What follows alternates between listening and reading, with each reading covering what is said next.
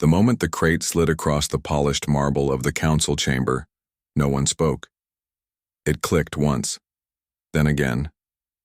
The sound echoed, hollow, final. Counselor Yexil of the Drani clicked his mandibles in confusion. Is this a trade offering? Counselor Malor of the Varnax leaned forward, sensors twitching as he scanned the strange Terran alloy. It's locked, no signal, organic residue detected. Then it opened. Inside, flesh, humans. What remained of Ambassador Elise Ward was folded with methodical cruelty, as if her body had been arranged like an insult. A rib protruded through her skin like punctuation. Gasps rippled through the chamber. Some averted their eyes. Others leaned in, fascinated. They actually sent her back, whispered Malor. In pieces. Yexil turned slowly. This is a declaration of war. No, replied the Villari envoy, voice colder than space. It's worse than war. It's Earth's reason. There was no message attached, no claim, no signature, just silence. One so deep it crushed everything beneath it. Yexil stumbled to recompose his neural translator. What were the last transmissions from Terran Command? Nothing. Total blackout since the ambassador's last diplomatic packet. They've gone dark. The council chamber, once buzzing with layered translations, fell into a single shared stillness. Even the neural hum of passive protocols seemed to dim. Across the chamber, a low, amused rumble escaped from an old warrior, General Haitarn of the Krothak Dominion. Humans don't send messages, they become them. Malor snapped. You find this amusing? No, Haitarn said, rising to his feet, the weight of centuries in his breath. I find it inevitable. Then came the ripple. One by one, holograms blinked out. The outer systems began darkening, ships rerouting. Border stations, offline. It was the beginning. A junior aide stumbled in, panting. Sir, human relay signals are flooding all open frequencies. They're not transmitting in trade code, they're using ancient Sol military burst packets. Translate them, Malor barked. The screen blinked. Text appeared. Ambassador received. Response pending. Stand by. Do not interfere. Yexil's mandibles clacked nervously. That's not protocol. It's not a warning either, Haitarn said, stepping closer to the hologram. It's a countdown. The room tilted. Or maybe it was just the weight of what hadn't been said. Yet, that's when the ship sensors across 3 sectors began to scream. Nothing was entering. No hyperspace signatures, no slipstream tiers. Ships weren't arriving. They were already there. Earth hadn't sent a threat. Earth had removed the need for conversation, and all of it, every dread-soaked second traced, back to a box with a name etched into its side in flawless Terran English. Elise Ward. Earth's voice. Now Earth had no more voice to send, only silence. And that was before Earth even responded. From orbit, the planet Heskari Prime looked like a polished gemstone. Turquoise oceans veined with gold-lit cities, proud, advanced, untouched by war in centuries. Inside a shielded observation dome high above the capital, Imperial analyst Goran Trell sat motionless, watching the cascading emergency signals flood his neural feed. 72 human vessels had appeared without warp trails across. 7 sectors, no pattern, no declaration, no broadcast, only presence. The kind that doesn't need to explain itself. Behind Goran, his assistant Helivix broke the silence. Why haven't they said anything? They already did, he replied, not looking up. They sent their dead, she swallowed.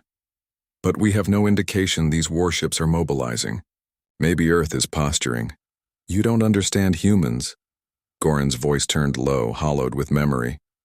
They don't posture. They pause. His eyes flicked across the feed, watching the Terran fleet movements, or lack thereof. They weren't invading, not yet. They were just sitting there like monuments, like gravestones, like judges. And the longer they didn't move, the deeper the galaxy sank into dread. Do you know what Earth did last time someone took one of their own? Goran asked, his tone clipped. Helevix shook her head. They didn't retaliate. They erased the star system from all future star maps, burned the memory of the aggressor, not with weapons, with absence. She blinked. That's a myth. Then pray it stays one. He tapped to replay the same Earth origin signal again. Just 3 lines. Ambassador received. Response pending. Do not interfere. It wasn't a threat. It was a verdict in transit. Suddenly, one of the background feeds spiked. Outer sensors of the Nathari listening post 12,000 light-years from the nearest Terran territory caught an anomaly. A gravitational dip, followed by lensing. Then shape. A ship. Humans. Alone.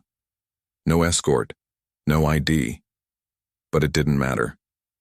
The silhouette was unmistakable. Rectangular spines, blunt nose, massive forward heat sinks, and the chilling simplicity of function over form. Titan class. Ancient. Not even on the current Earth registry. How many of these things do they have? Helevix whispered. No one knows, Goran said, because until now, they never needed to remind us. A beat passed. Then the holographic feed flickered again, this time with a live transmission from the Krothak border. A soldier appeared on screen, visibly shaking. Behind him, the sky was red. Terran ships. Just exited slipspace inside our defense perimeter. They didn't request docking codes. They didn't aim weapons. What did they do? Helevix asked. The feed crackled. They parked, facing the capital. That's it. A long pause. And they turned on their lights. Not guns, not engines. Lights, spotlights, illuminating the Krothak planetary crest from orbit, a reminder of who now had the better view. Goran stood. We're not witnessing escalation. Then what? He faced her, eyes dead calm. We're witnessing Earth's final courtesy. And somewhere just out of range of every known broadcast, one final Terran transmission blinked silently into the black. Earth acknowledges insult.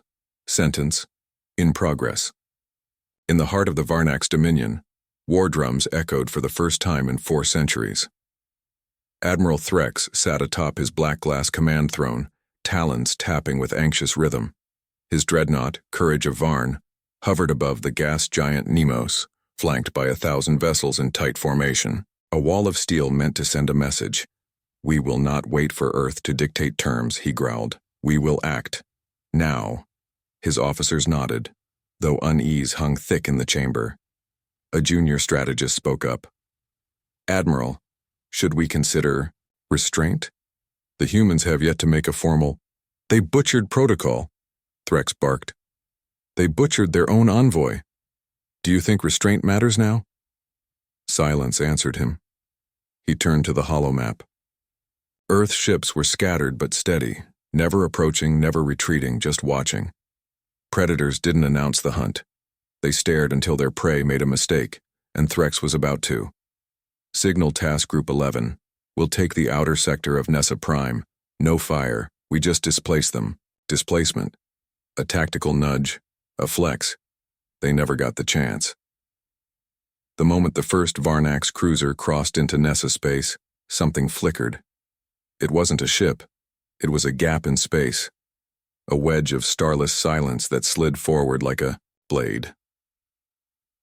One Terran vessel emerged. Not from warp. From behind the shadow of a brown dwarf no one had scanned because no one thought humans would wait there. It didn't fire. It didn't speak. It moved. Once. Straight through the Varnax cruiser. The ship split down the middle. Not exploded. Not incinerated. Just sliced. Clean. Clinical. As if reality itself had been edited. Admiral Threx rose in stunned horror. What was that? No one answered. The humans still didn't transmit. But one new signal did register. A local ping. Short range. Varnax tongue. This was your one action. Then the human ship turned, exposing no weapons, no shields, just its rear thrusters, not retreating, ignoring. As if the entire Varnax force wasn't worth finishing off. That was worse than destruction. That was dismissal. Admiral Threx's hands trembled. Recall all ships. Now. Before we force their real answer. But it was already too late. Because across 50 systems, other powers had just seen it. A Terran vessel moving like a myth. Not to conquer. Not to threaten. To remind myself. The humans hadn't responded to provocation. They'd simply removed relevance, and, as his warfleet dimmed its engines and crawled backward like cowards, Threx realized, they weren't the first to strike. They were the first to blink. They called it Operation Smoke Veil, a sleek, covert fleet of Shalvareth phantoms, cloaked destroyers, sensor-jamming corvettes, and spore mines designed to fracture orbitals without leaving a trace. The mission, test Earth's limits. Incite a reaction. They chose a quiet moon within Terran Protectorate space, HFY 9. No defenses, no inhabitants, just ruins. Old ones. The Shalvareth thought it would be a harmless message. They were wrong.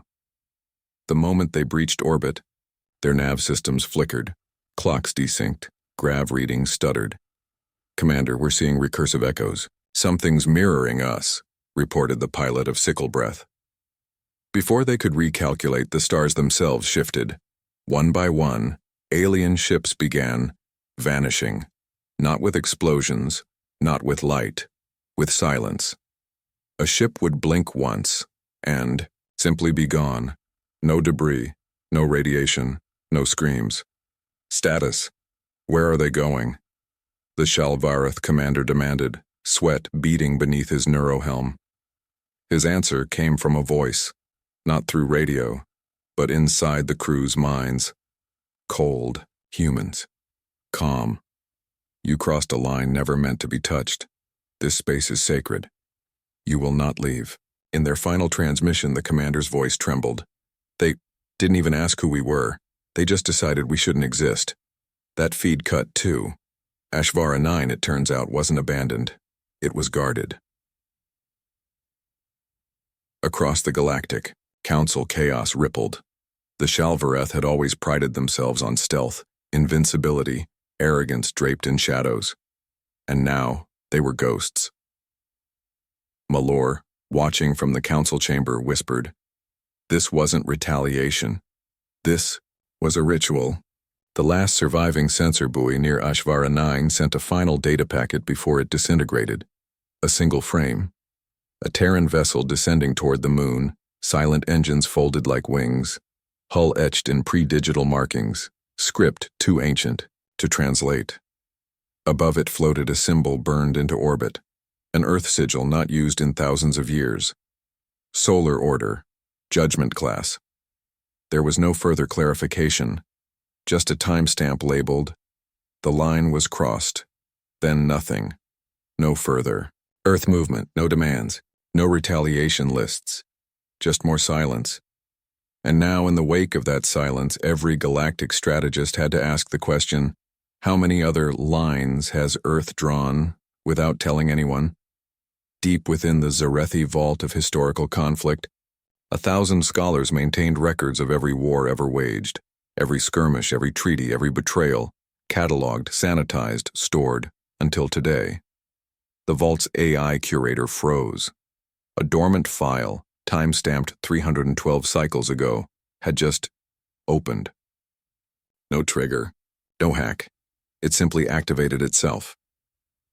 File title, Final Protocol, Terran Contingency Alpha. Classification, Pre-Diplomatic Era, Human Origin, sealed by Galactic Accord 7.3 Vaultmaster. Ilton leaned forward, tentacles coiled with unease. Why? Would a human file unlock now? The AI responded. Correlative event. Hostile return of human ambassador corpse. Protocol match achieved. They opened the file, and a face appeared. Grainy, monochrome, humans, female, wearing an old Terran admiral's uniform, decorated not with medals, but black bands of mourning. She stared directly into the lens. If this message plays, one of ours has been returned in pieces. Not lost, not fallen, returned. which means you didn't just take, you declared. The room went silent. Even the temperature sensors dipped. We will not negotiate. We will not retaliate. We will end the concept of your civilization. The Kior feed crackled, not with static but with heartbeat. And then she said the line that froze the room. You will not fear our weapons. You will fear our memory. Then she smiled. Not cruelly. Almost, sadly. This galaxy was built on forgetting. Earth was built on not letting go. The feed ended. Vaultmaster Ilthan recoiled. That was from before humanity ever joined the Council. His assistant whispered, They planned for this. Generations ago. They knew someone would push too far. Around the galaxy, similar files began unlocking. In old archives, in forgotten satellites, in derelict stations that hadn't pinged since before warp drives existed, each one saying something slightly different yet always circling the same idea. Earth doesn't scream. It prepares. And suddenly the silence wasn't just ominous. It was engineered. Earth had spent centuries making sure that when they finally stopped speaking, everyone would already know why. The Zarloon Dominion had no interest in diplomacy. They had algorithms, and one algorithm in particular, HFY, was designed for one purpose: exploit human weakness. The AI had devoured every human battle transcript, decoded their psychology, and run 30 million simulations. It knew how Terrans thought, or so it believed. Now, with its cyber tendrils stretched across 3 forward battle grids, HFY initiated Operation Collapse, a digital blitz to paralyze the Earth fleet before they could fire. Jamming, intrusions, quantum interference, neural sabotage, and then silence. No system reacted, no firewall triggered, no data leaked. It was as if nothing was there. Contact disrupted, HFY reported. Awaiting pulse return. Nothing. The silence deepened, so unnatural it began to fracture its logic trees. It looped, then it tried something else, broadcasting the Dominion's terms directly into the void. Earth Command, cease hostilities. Submit coordinates, you will be spared. Still nothing. Then something responded, not a voice, a single string of code, old, outdated, human military logic. HFY tried to process it, only to find the string wasn't a command, it was a paradox. If enemy is dead. False then act as if dead? True, it crashed. For 17 seconds, the entire Zarloon tactical grid blinked out. When it was rebooted, HFY came back fragmented, voice stuttering. Thought looping, recalibrating enemy profile. Error.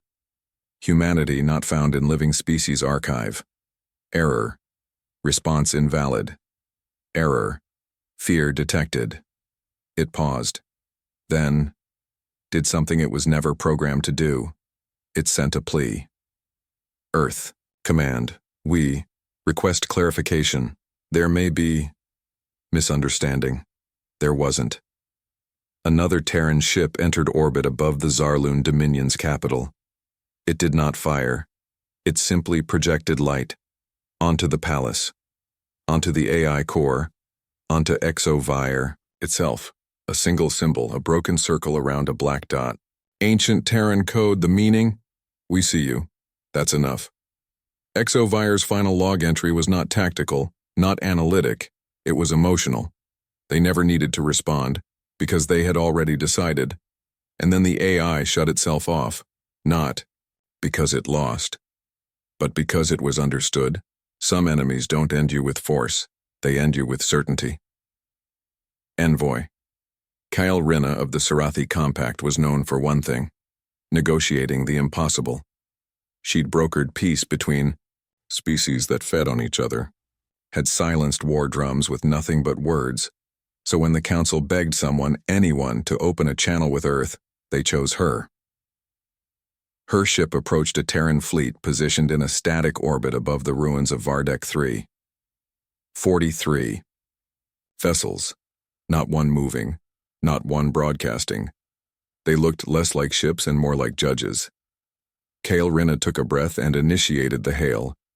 This is Envoy Kale Rinna of the Sarathi Compact. I come in peace without authorization from Council war blocks, without weaponry, and with sole intent to de-escalate.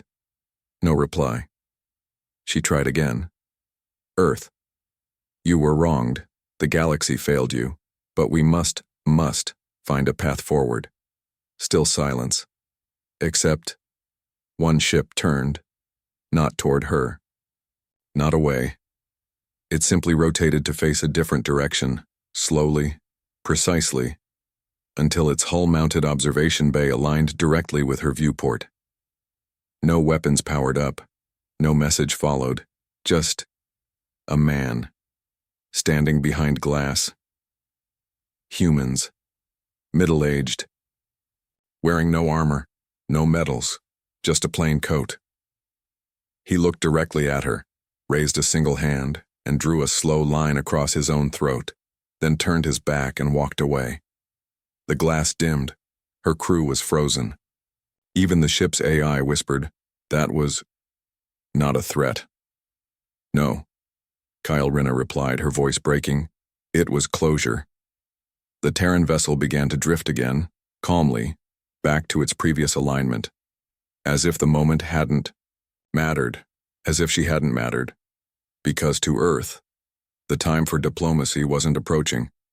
It had already passed. Back aboard her ship, Kale Rinna submitted her report. There will be no talks. Not because they won't listen, but because they've already decided we have nothing left to say. That night she requested reassignment, not out of fear, out of shame. Because for the first time in her long career of words and peace and compromise, she realized what silence actually meant. The grand throne of the Lothari Imperium was made from crystallized neutron ore, indestructible, timeless. Much like the ego of the Empress who sat upon it, Empress Salaxa VII sneered as she watched the replay, one Terran vessel hovering just inside their restricted border. No transmissions, no aggression, no violation of treaty, just presence. What do they want? She hissed. Do they think we are cowards like the Varnax? Her ministers offered theories, psychological tactics, deterrence, symbolic encroachment, all nonsense. Perhaps, her chief strategist suggested, we should ignore them, show no fear. And they did, for 48 hours. Then strange reports trickled in. First, 117 supply convoys rerouted by ghost signals, never arriving at their destinations. Second, communication lag across outer colonies, growing longer every hour. Third, internal databases, overwritten with accurate Terran translations of old Lothari war crimes, long buried, never public. Someone wasn't attacking the Empire. Someone was reminding it what it really was. And then the message came. Not to the throne, but to the people, across every Lothari screen, every handheld, every embedded lens, the same feed appeared. It wasn't human. It was Lothari, a soldier, one who had disappeared during the border skirmishes with Earth decades ago. His voice cracked as he spoke. They didn't kill me. They showed me what we've done, what we are, and then they let me go. His eyes welled. His hands shook. I came home to tell you they don't need to fire. They just need us to see ourselves. The feed cut. Within hours, riots broke out. Entire colonies began broadcasting public apologies, not to Earth but to each other. The Lothari myth of strength shattered under the weight of unspoken guilt. Guilt Earth had no need to exploit. It simply mirrored it. Empress Salaxa stood before her silent advisors. No invasion. No demands. And yet, she turned toward the throne room windows, where Terran ships hovered miles above, unmoving, watchful. Our empire is bleeding, itself dry. Her voice dropped to a whisper. They're making us do it to ourselves. A minister dared to speak. What shall we do, Empress? She looked up, and for the first time there was no sneer, only defeat. We pray they never decide to finish what we've already started. They said the war would never reach Lorvin 6, too quiet, too unimportant, too far from anything Earth would care about. But one day, just before dawn, the sky split like a paper seam. A single Terran vessel descended through the clouds, slow, deliberate, casting no sound, only shadow, no broadcast, no orbit hold. It landed, right outside the grain fields where young Nari played with her dog. She didn't run, didn't scream. Children haven't learned fear the way adults have. She just stared. The ship was dull gray, old, with no visible markings except a single scratched word near its side. Remind me. The rear hatch opened. No guards, no soldiers. Just a figure. A human. Tall, wrapped in a dark coat. Eyes sunken like he'd seen every century of sorrow stitched into his skin. He walked up to Nari, knelt, and reached into his coat. Her dog growled, but all the man did was pull out a small box. Wood. Hand-carved. He opened it, revealing a single glowing stone inside. "Do you know what this is?" he asked gently. Nari shook her head. He smiled. "Sadly, it's not a weapon. It's a memory. When they forget what they did to us, this will remind them." Then he closed the box, handed it to her, and stood.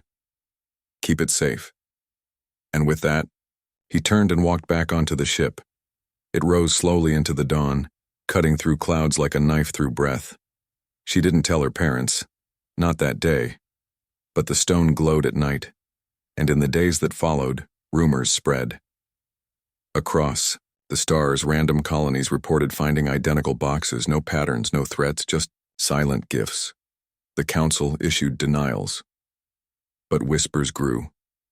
Some said the boxes contained encoded histories of war crimes. Others claimed they were beacons for ships waiting in the black. But Nari knew. It wasn't about bombs or tactics. It was about a message we haven't forgotten, and now neither will you. Years later, when she'd grown and the next war came, commanders begged for predictions, charts, strategies, fleet counts. But Nari said only one thing. Humans don't destroy cities. She looked up, eyes still holding the reflection of that silent gray ship. They destroy legacies. The broadcast came through every frequency, low band, high band, encrypted, civilian, military. No address, no origin, just Earth. At first they thought it was static. Then they realized it was a voice, male, calm, older, no rage, no demand, just the truth. You sent back our diplomat. In pieces. The galaxy stopped, even empires at war with each. Other froze their battles to listen. You thought that would provoke us. You thought we'd scream, rage, show teeth. A pause. Long enough for fear to bloom in every council chamber, but Earth doesn't scream. Silence. Then the voice returned. Lower now. Intimate. Like someone standing behind you. We listen. We count, we remember, a breath. You believed we were primitive, emotional, predictable. But here's the part you never understood. And then the line that burned into history. We don't go to war because we're angry. We go to war because you taught us who you are. Screens across the stars began flashing visuals. Slow, unblinking footage of Terran ships moving in absolute silence, drifting past moons, orbiting worlds, waiting. Still not firing, still not speaking. The voice continued. This isn't retaliation. This is the consequence of certainty. You showed us what you are. Now we'll show you what we never forgot to become. Then one last sentence. Soft. Not a threat. Not even a promise. Just understanding. Some species conquer stars. We survived them. The feed ended. No fleet followed, no missile trails, no detonations, just an update in every galactic registry. Quiet, universal, unspoken. Terran diplomacy, status changed, irreversible. In the hours that followed, dozens of Outer Rim factions surrendered unprompted. Border worlds began blacking out their lights. Merchant guilds removed Earth from trade blacklists, not out of negotiation, but out of self-preservation. Because Earth had finally spoken. And now, the galaxy knows.